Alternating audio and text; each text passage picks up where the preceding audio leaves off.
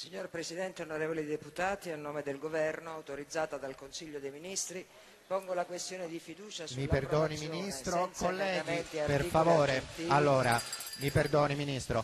Ore 14:20, il Ministro per i rapporti con il Parlamento Angela Finocchiaro annuncia ciò che è già nell'aria da tempo, l'ipotesi più temuta dagli azionisti. Il Governo pone la fiducia sul decreto Banche Venete con la maggioranza che rinuncia ad apportare modifiche al testo. Nessun rinvio in commissione e il Movimento 5 Stelle si scatena con Salva Danai, scritte e cori. Basta la formula.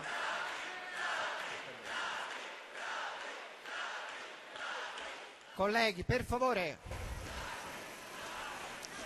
Non potete permettervi di dare dei ladri in quest'Aula. Basta. La seduta viene sospesa, voto rimandato dopo le conferenze dei capigruppo. Voto rimandato a domani.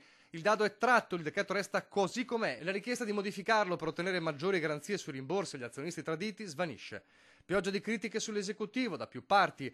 L'eco di Roma arriva in Veneto, dove il governatore Luca Zaia parla di una blindatura ad hoc del decreto, e gli azionisti risparmiatori che in questi giorni hanno dato vita ai blitz di protesta nelle sedi delle filiali si preparano a scendere in massa domani pomeriggio a Montecitorio. E non ci si può aspettare altro, visto e considerato che siamo davanti a cittadini che spesso sono ridotti sul lastrico, che compravano queste azioni con l'ottica di avere in mano un bene rifugio, un investimento sicuro, e si sono ritrovati letteralmente ripuliti. Ma gli attacchi non finiscono qui. Il Codacons ha presentato un esposto alla Commissione europea in cui si chiede di aprire un procedimento contro l'Italia per aver concesso aiuti di Stato vietati a Veneto Banche e Banca Popolare di Vicenza. Scrive il Codacons: gli aiuti di Stato concessi a favore di due istituti bancari che si trovano nell'attuale situazione di dissesto a causa della scellerata e truffaldina gestione dei vertici amministrativi rappresentano una grave violazione della normativa sugli aiuti di Stato.